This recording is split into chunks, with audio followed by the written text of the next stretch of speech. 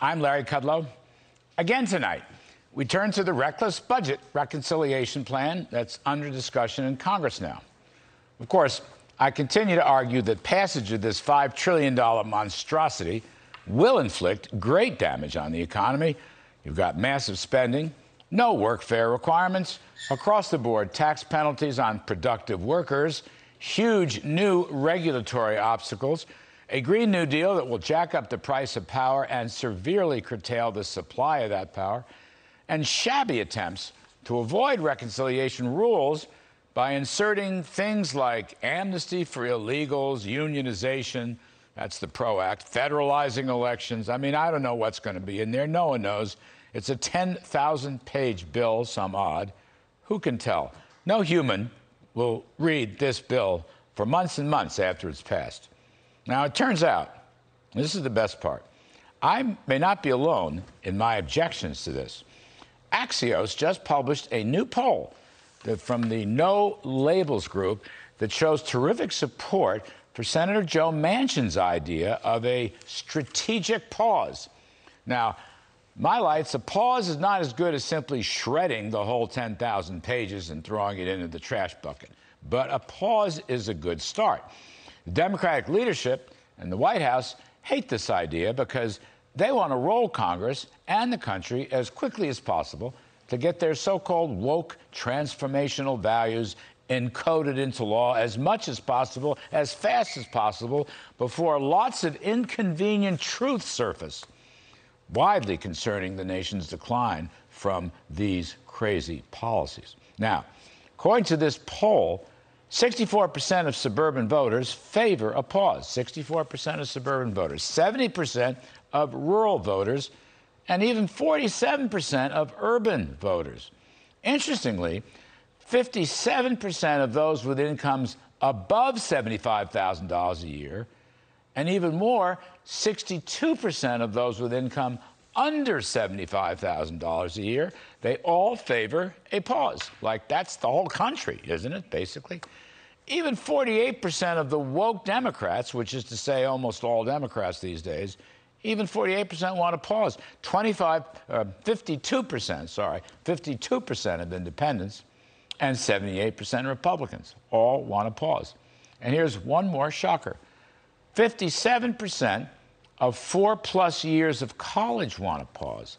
Now, these are the overeducated elites, the backbone of the woke movement, the smarty pants, who often think they're running the country. Even they want a pause. My goodness. Surely, we hope that Uncle Joe Biden reads this Axios poll story, or at least somebody gives it to him, or at least gives him the Cliff Notes. You might actually say virtually no one wants this thing. Virtually no one.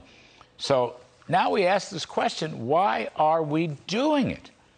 Well, the easy answer is the progressive left believes in big government socialism, and of course they oppose free enterprise capitalism.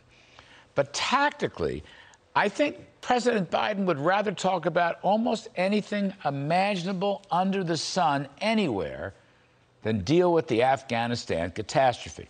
Budget reconciliation, COVID, global warming, solar panels, hurricanes, forest fires, so-called tornadoes, Gavin Newsom's recall, even firing my dear friend Kellyanne Conway from the Air Force Academy.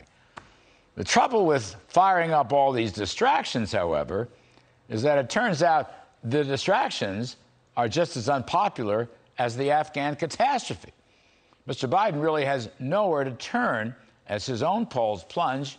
In some cases now, they're below 40% approval. Of course, his VP has been a non-starter, missing in action all along anyway. So what's left is a shootout between Joe Manchin and Bernie Sanders. Now, that's kind of thin gruel, what you might say small beer, but such is the state of American politics in the Biden era.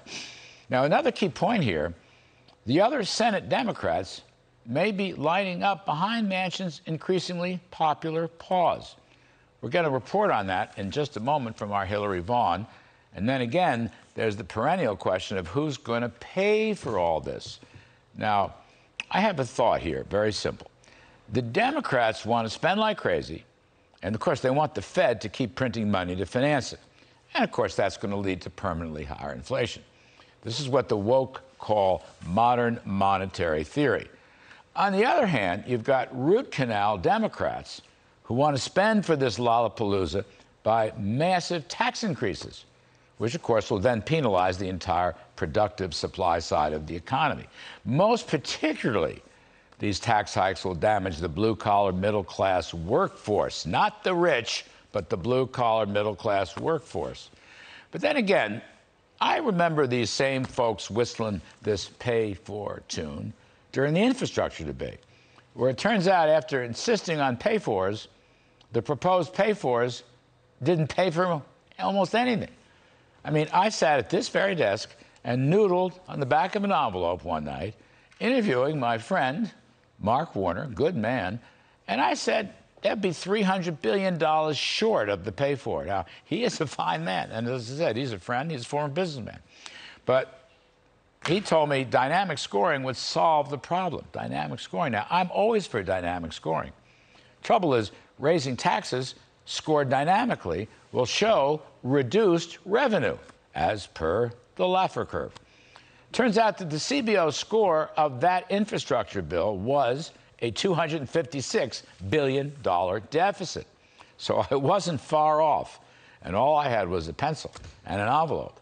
CBO has hundreds of economists. But the infrastructure vote passed anyway, as the ringleader said, they simply don't agree with the CBO. Now, I love that. All right, I don't agree with the CBO much either, but then again, those are the reconciliation rules. In this case, the reconciliation rules say that the budget's supposed to cut the deficit by $1 trillion. Now, trust me, that will never happen. And as Senator Ted Cruz said a while back, it's fortunate the Democrats don't know what follows $1 trillion. And then tonight, I'll just say, since I know they're not listening, the answer is a quadrillion.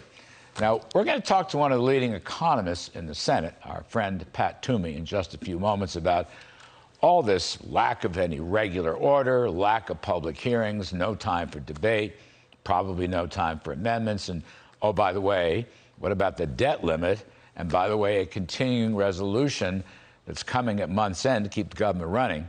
So we have plenty to talk about. But I'll just conclude by saying, heck, I'm for the Manchin pause. I'd prefer a shredder, but a pause suits me just fine.